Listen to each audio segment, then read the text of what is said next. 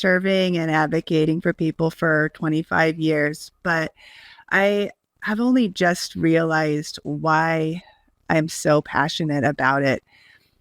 It's because on some level, I'm actually advocating for myself because people with dementia are just like me.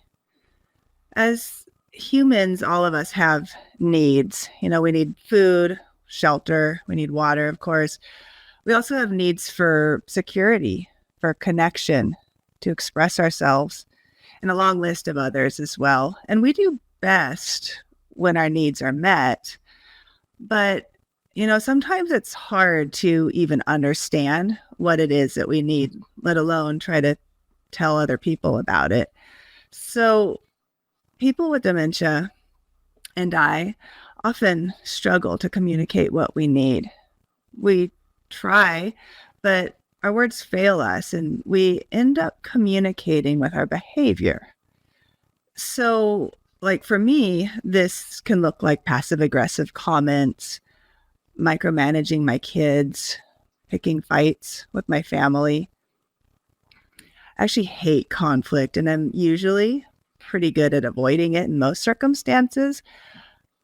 But I noticed I would keep stirring it up at home, and I couldn't figure out why in the world I was doing this or, how to stop.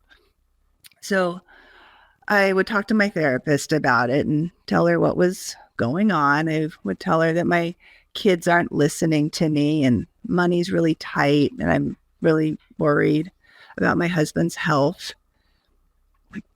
She would try to reassure me and tell me I'm doing great. I just have a lot on my plate. And that might have been true, but it didn't help me stop picking fights. So I kept working at figuring out what was going on. I started tracking my behavior, looking for patterns. I noticed that I was more likely to stir up conflict when I was stressed.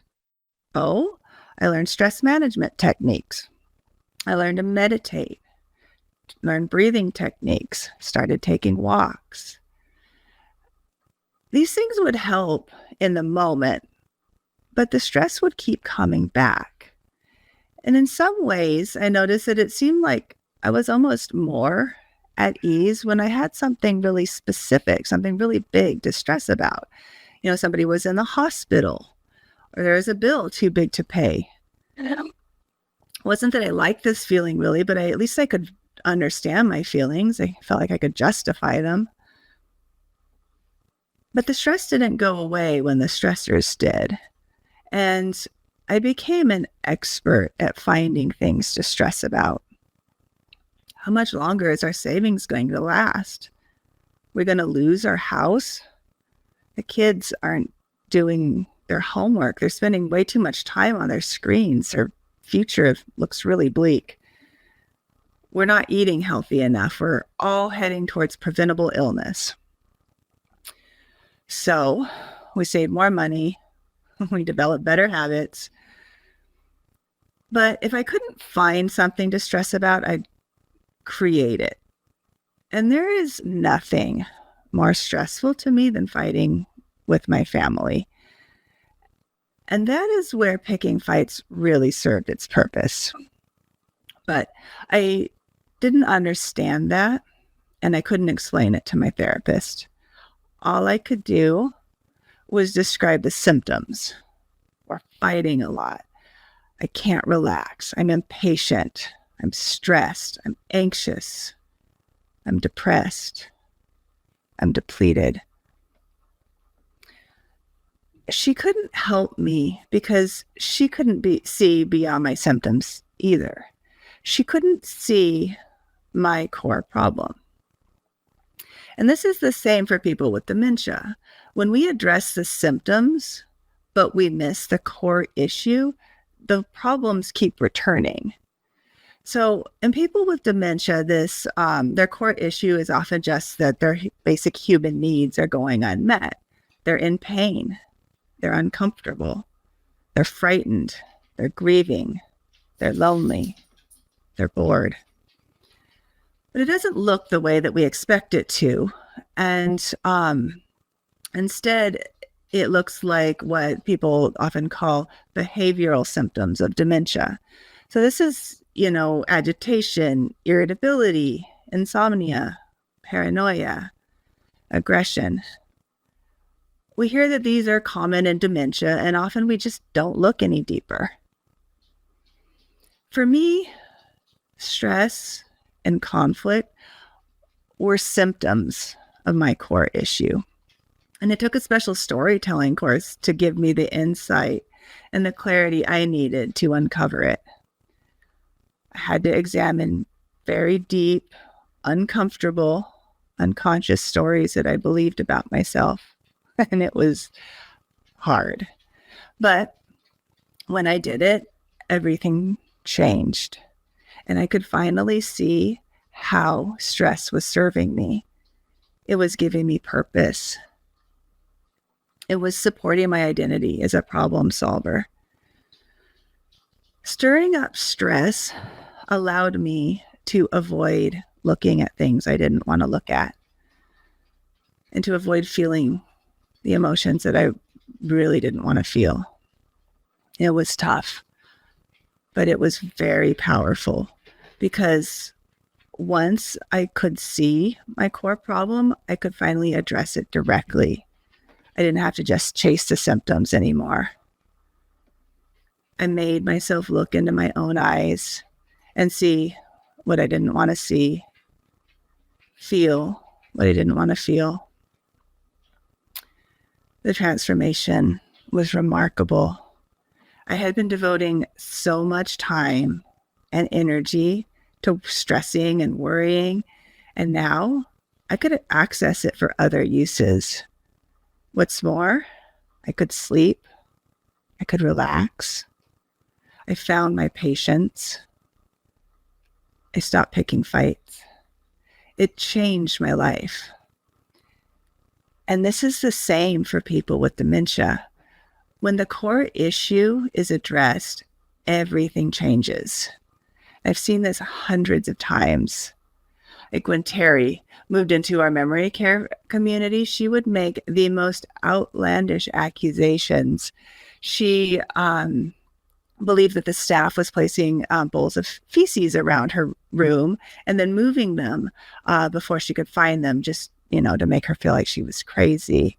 She actually called the police one day to report us for this. But we just kept, trying to reach her. And you could see the moment that it did. You could see her face soften. You could see her heart open. She could feel our love. It was during a birthday party that we threw for her. After that, the accusation stopped.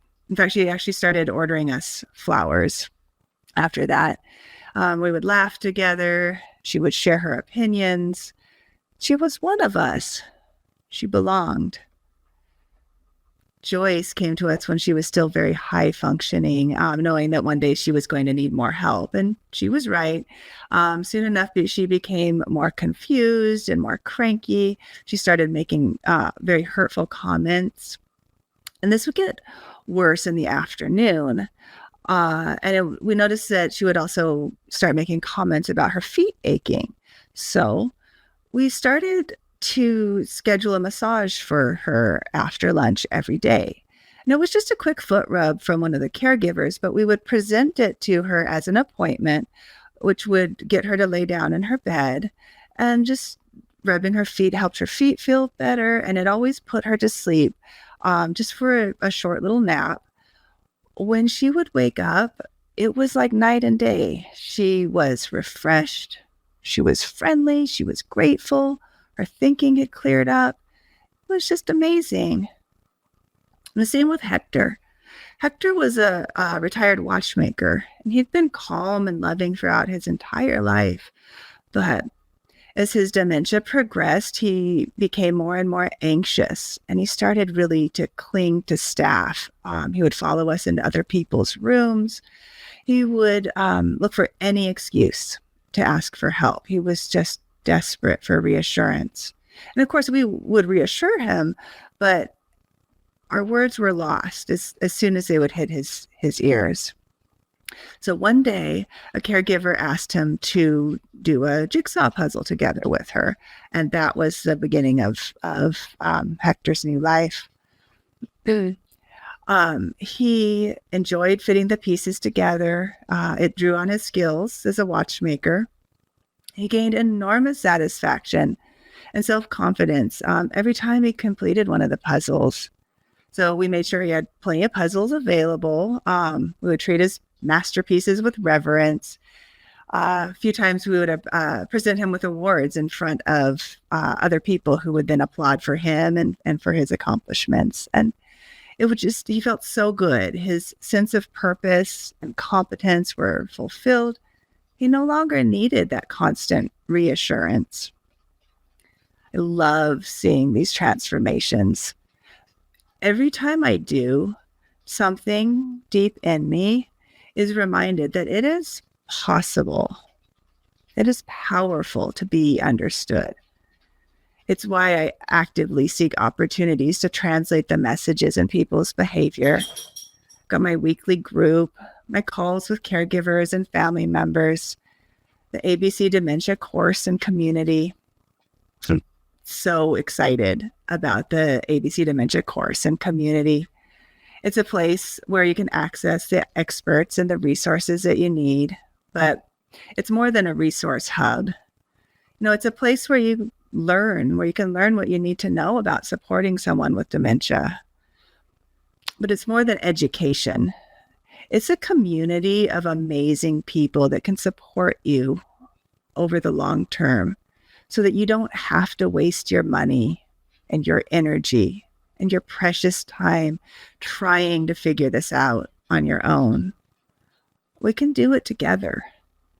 So the course and community is coming in January. You can check it out at abcdementia.org.